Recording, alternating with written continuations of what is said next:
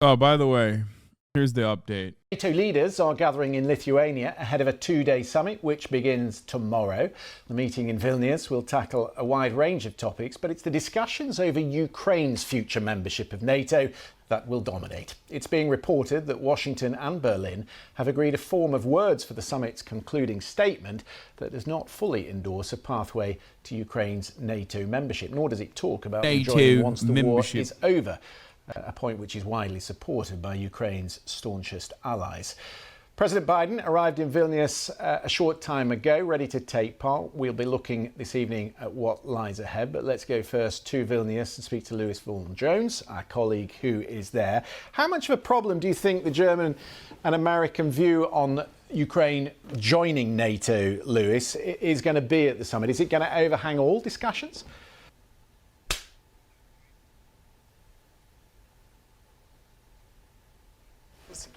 Stressing the importance of a direct, concrete, focused commitment to joining. He was really on fire right there. Those first few moments were just popping, dude. To Ukraine joining NATO. There's an acceptance on all sides. Of course, this won't happen whilst there is a war going on, whilst there is conflict, but directly at the end of that, Zelensky's been absolutely clear that is the commitment that he is looking for, and anything less than that is certainly won't be well received in Kyiv. And this whole issue of membership will focus so many minds here, because it's not just Ukraine, which of course is the single most important one, but also Sweden, which today we took Turkey's President Erdogan to really raise the stakes effectively, throwing in an extra demand before he said he would open the door to Sweden. I basically explained all of this to you guys earlier. Like, Turkey was like, only if you let us jail every Kurdish journalist. Sweden was like, no. And then they were like, well, you got, people burning Qurans. You can't do that. And then Sweden was like, no. And then they were like, okay, let us into EU and we'll think about it. And then EU was like, no. So now they're like, all right, never mind. We're just going to do it. We're going to pass it through. Fuck it. Joining NATO. Just very quickly to remind you, NATO works in a way that anyone who is in the club can effectively block any new members from joining, and that is what is potentially happening here with Turkey and Sweden. And today Erdogan said, well, if you open the door to Turkey joining the EU, a totally separate organisation, then we can open the door to Sweden joining NATO. And that has been...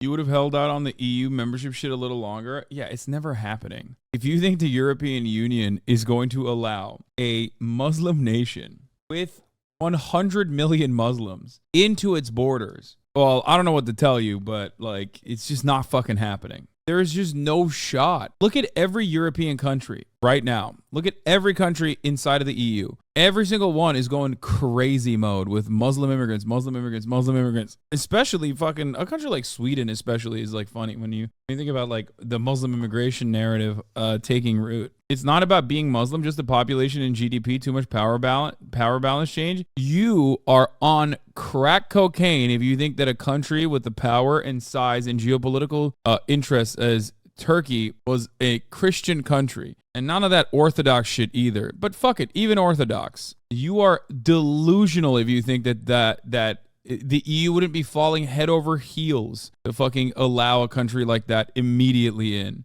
Come on. It has everything to do with Islam. Literally everything. It's the cultural differences between an Islamic nation like Turkey and the others, the other nations. Dismissed by some, saying completely separate organisations. But there is a sense of frustration too. I spoke to a couple of senior and powerful US senators who are here in Vilnius, and they both used the word disappointing to describe this development today from Erdogan. Let's take a listen. It's disappointing to hear President Erdogan putting something else on his list, but Turkey's an important member of NATO. I'm hoping that President Erdogan is going to rethink his... There's also the autocratic problem. No, the fuck, come on, man. Please look at the history of the European Union. No, there is no fucking autocratic problem. This isn't to say that Erdogan is not an autocrat. He is. They don't give a fuck, dude. They do not give a fuck. Viktor Orban. It's just Islam. Please, guys. Please. His requests, and that he's going to be able to negotiate with the other leaders at the summit an agreement, because Sweden brings important capacity, particularly in the maritime arena and in the Arctic region, that we really need in NATO. Senator Tillis, your reaction, surprised? Disappointed, not surprised. But I think that what we have to look at are things that are relevant to Sweden's accession into NATO. They have an extraordinary military. They've got a great industrial base. They have NATO capabilities that will be helpful in the Arctic and the Baltic. Why? Why is a guy with that accent talking about the Arctic and the Baltic? Motherfucker said NATO. There's so many reasons to vote for their accession. I don't see how things not related to their application to NATO being mixed into the negotiations, and hopefully it'll work itself out. I also don't want to miss the opportunity to thank Turkey for the partnership that we have with them, for the investment that they made in Afghanistan. There are many good things. They're a member of the NATO family. We just want to make the family bigger, and that's why we want Sweden in NATO as quickly as possible. Confirmation, Lewis, in the last few minutes that Joe Biden will meet with President Erdogan tomorrow to discuss Sweden. Can we talk about another issue, and that is weapons supply? Because there's been a lot of reporting on the sidelines of this summit about the gulf between commitments that have been made on weapons and what has actually been delivered. And Joe Biden seemed to intimate today. Listen, you guys know what my perspective on NATO is. From its inception, it's been dog shit, and its greatest supporter is not Joe Biden. It's Vladimir motherfucking Putin. Sorry, I've been saying this since fucking day one. The moment that he invaded Ukraine, he became NATO's #1 guy. Say bad take all you want. Don't give a fuck. Europe is too tolerant to ban a country for having a different religion. Oh, that's awesome. Yeah, dude, Europe, famously tolerant. Religion is way weaker in influencing culture and politics in EU countries than in Turkey. Brother, it's not like a war between Catholicism and Protestantism and Islam. When Europeans are making these decisions, they're not making it on the virtue of like the Holy Crusades, dumbass. What the fuck are you talking about? I'm not saying that they're like, oh, there's sectarian infighting, which there is, by the way, still. I mean, look at Ireland. But again, there's another incredible opportunity to reinforce that same thing. Ireland is more about land rights and colonial violence. Just like turning around and saying like, fuck these Muslims coming into our borders is not actually fought on the basis of like religious differences. They just think they're different. They're not the same. They think that their culture is barbaric. Yes, there are shortages for Ukraine at the front line, but there are also shortages in the American arsenal as well. Yeah, that's absolutely right. And to add an extra layer of confusion here, Christian, of course, we're talking about two different supply mechanisms. You have individual. In France, the religious differences are really important, though. No, it's not even. No, it's never actually a genuine theological reason. Okay, it's not a theological disagreement. Please stop. Bullshit. It's just another patina for having some kind of xenophobic, bigoted perspective. That's it, brother. If you think it's a fucking genuine religious difference, I don't know what to tell you. If you think that there's any sort of serious cultural differences, literally talk to a dude from Istanbul, and then talk to a dude who was grown up in a fucking rural farm area of France. To a motherfucker from Paris, there are very little differences between a dude who was born and raised in Paris versus a dude who was born and raised in fucking Istanbul. I've said this before. I've gone all around America. I grew up in Istanbul and Ankara. Okay? These were big cities. They are big cities. And you have more in common with a person living in a fucking big cosmopolitan city that's like significantly far away with a different religion and everything. You have way more in common with someone like that than you do with your own fellow citizens that are living in fucking rural ass Oklahoma. Countries giving their various bits of equipment, which inevitably may then lead to potential areas of shortfalls in their own supply. And then, of course, there's gifts by NATO itself trying to come up with a more strategic approach in what it supplies to Ukraine. And it's really trying to bring these two supply chains together. That's part of the negotiations here and has been in place for a while, actually. Madrid, the last big summit here, outlined. Istanbul does not equal Turkey. Yeah, Alabama doesn't equal fucking America either. Okay, shut the fuck up, dumbass. I hate that. It's just like so stupid. I agree with almost all of your takes, but the NATO turn, I don't understand. Yeah, because you don't understand the history of NATO, why it was built, why it was designed, how it was implemented. And that's right. It's okay. You have been fed a lie about NATO being a protector of all things good. And I assume that there's also a level of like fear that you have that America has to be the hegemonic superpower. You know what I mean? What did you learn that finally made you anti-NATO? I'm Turkish. NATO has been involved in Turkish politics as well in an identical capacity to Gladio in Italy. So, you know. Find a broad strategic goal and plan, and part of the discussions here will be seeing exactly how progress is being made and how things are progressing on that front.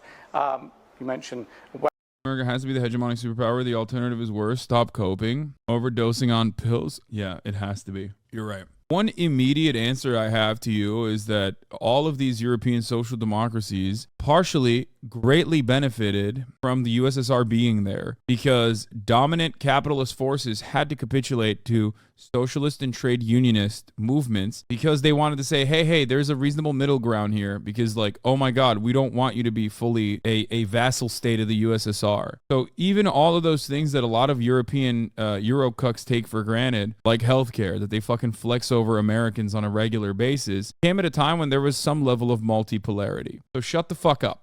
Maybe you're just used to America being the hegemonic superpower. And even it was even back then, but there was with no alternative whatsoever. And you're just fearful that it'll be different. Weapons, so we should probably mention too a controversial issue of cluster bombs will no doubt be brought up. But just before I head back to you, Christian, just want to flag up to you that these big screens behind me, you can see Jens Stoltenberg giving a press conference. So we wait to hear what he says.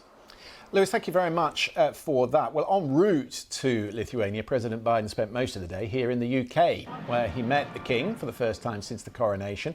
The palace said the two men spoke about the environment, a topic on which they presumably find a lot of common ground. But the environment is not one of Rishi Sunak's 5 priorities. Instead, discussions at Downing Street this afternoon concentrated largely on Ukraine and China. There have been 1 or 2 disagreements of late, which we'll discuss in the company of Amanda Renteria, who is with us, former campaign director for Hillary Clinton, and Colonel Brendan. Oh my God, what the fuck? Yo, what the fuck is this? That's a pensioner, but too much fun. In Antalya, okay? Yes, I've just come back from Bodrum in Turkey. And let me tell you, it was a wonderful experience. Yes. The sun was shining, as you can see.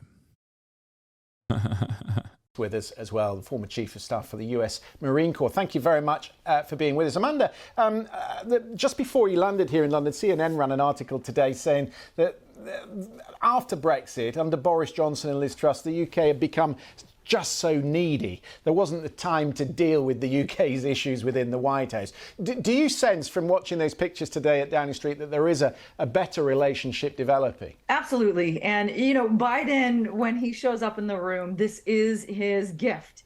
He has a really great relationship, a building rapport, and you've seen him over time, one after another. When the relationship forms, he comes back again, works through it.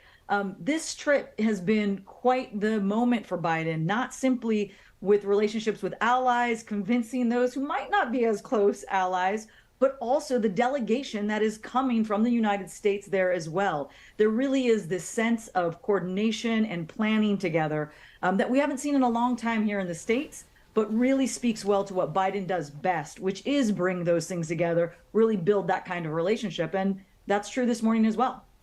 Brendan Kearney, we know that the UK wasn't in favour of sending the cluster bombs, neither was Germany, neither was Canada. There are deep splits over this within NATO, but the Europeans in particular can't be too critical of the United States because, as Lewis was just setting out, there are such problems in supply of arms to the front line at the moment. Well, Christian, you're exactly right. And again, what adds complexity to this Oh, he's not British. wandering. God damn, I thought he was a real fucking... I thought he was a straight up gammon, dude. That's crazy. This is actually shocking. He's way too red to be an American. He looks like a pensioner. He looks like he wore a Speedo the entire summer trip. That we all face. is that it's a Ukrainian request to use these weapons on Ukrainian soil, with the implications that in addition to Russian casualties, you're going to have the unintended consequences of Ukrainian casualties.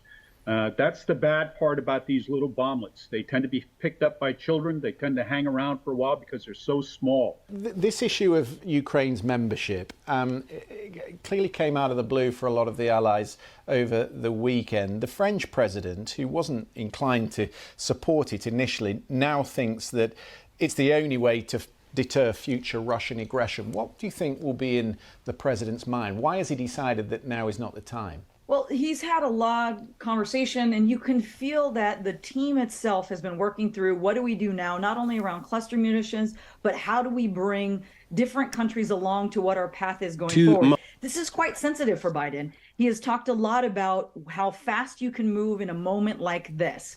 Not only are you hearing a coordinated effort by Biden's messaging, but he's also brought an entire delegation to bring them into the discussion, not simply what happens here, but really what implications that has going forward as a path gets set. But one piece to that communication from the very beginning, from Biden and talking with leaders here in the United States, was that they would be very clear on the path forward, but be very sensitive that we don't push anything into a World War III. He has said that from the beginning. He has stayed with it. Now what you're beginning to see is a widening of the conversation so that every step from here is more coordinated and thoughtful as things become more intense. And the first big test to that was the decision to go forward with cluster munitions. Some important breaking news that I can maybe put to you, Brendan Kearney. We just heard from AFP, and this is coming from the Secretary General Stoltenberg, NATO Secretary General, that President Erdogan has agreed to back Swedish NATO accession to the alliance. Your reaction to that? What will they bring to the alliance? Why was it so important they got this over the line? Well, and that is good news. The Swedes have long possessed one of the most professional militaries in all of Europe, if not the world. They've got a great industrial base. They're extremely innovative when it comes to weapon systems. Entirely Vladimir Putin's fault, 100%. They had a dual partnership with Finland and a long-standing neutrality against Russia. Not only did Vladimir Putin invade Ukraine, which put the fear of God in these other countries, but then he also invaded it in a way that showed demonstrably that they do not have the military capabilities to conduct a wholesale on-the-ground war against Finland or any of these other nations. So they showed their hand, and guess what? They showed that it was weak. So when that happened, of course they were going to fucking join NATO. What are you, crazy? Vladimir Putin is NATO's greatest ally, 100%. This is why I say what I've been saying. Especially with high tech. So, and again, their access to the Arctic, that has been a real challenge for NATO here for a while, with the noise and the actions of Russia in the Arctic, and also the noise that the Chinese have started to make, questionably as to why they'd be interested, but they want to get up there too. So the accession of Sweden into NATO is really a plus across many, many different spectrums in terms of what they will bring to NATO. That is nice. It's nice to be able to comment on some good news every once in a while, Christian. I told you like this. NATO is a protection racket, right? So what does the mafia do? They first try to create a need for the protection racket. They break your windows. And then they come in and they say, oh man, your storefront is ruined. Can't believe someone did that. You should work with us and we'll defend you. Except with Putin, he's the one who actually did break the fucking windows. And he did it in such a bitch-made way that there was no threat for Finland or Sweden to join NATO. That's what he did. He legitimized the NATO position. He galvanized the NATO generals and all the fucking fear-mongering that they've engaged in to justify NATO's existence. And he handed it to them on a fucking silver platter. Amanda Renteria, did the White House have leverage over President Erdogan? I noticed that when the National Security Advisor spoke on Friday, he was very clear that they couldn't give any guarantees that Sweden were going to be allowed in. So what has changed over the weekend? I think you had a lot of conversations behind the scenes, not simply from Jake and national security advisors and others, but you began to see a lot more conversations as a whole from other members of Congress who are sitting in powerful seats as well. And so there was a full court press going on, not only publicly with the press briefing, but also behind the scenes at all different levels. And this has been the ongoing conversation. So huge news for President Biden. He went in hoping this would happen, but the administration was very careful not to get ahead of the news and to make sure they walked carefully to get to the result that we have today, or we just heard about. To viewers who are joining us around the world, breaking news in the last few minutes coming from Secretary General Jens Stoltenberg, the NATO Secretary General, that Sweden will be allowed to join NATO. President Erdogan has given his blessing to Sweden's accession. Of course, that was the main sticking point, the veto that Turkey had over Sweden's accession bid. But it seems, according to AFP in the last few minutes, that President Erdogan has indicated to the American side that he will approve that accession when they meet in the next 2 days. Let's go to Vilnius and speak to Lewis Vaughan-Jones, who is there. Lewis, breaking news in the last few minutes. Why do you think this has happened? What is it that has finally got it over the line? Yeah, it's interesting, isn't it, Christian? Just as I was finishing up talking to you a few minutes ago, Jens Stoltenberg started speaking on the screens there, and we got a whisper to have something to do with Sweden, and we got that formal confirmation. Interesting point of detail here, which we do need to reflect, is that President Erdogan can't make a decision on his own. He now refers it on to Parliament. Yeah, famously, they will go against his wishes on when the fucking opposition coalition literally ran on how much better their relationship was going to be with NATO. His own party does whatever the fuck Erdogan wants them to do. And even the opposition's running point was that they were going to have better relationships with the West and with NATO. Parliament in Turkey has to then pass it, but he has agreed to work with Parliament to make sure that does happen.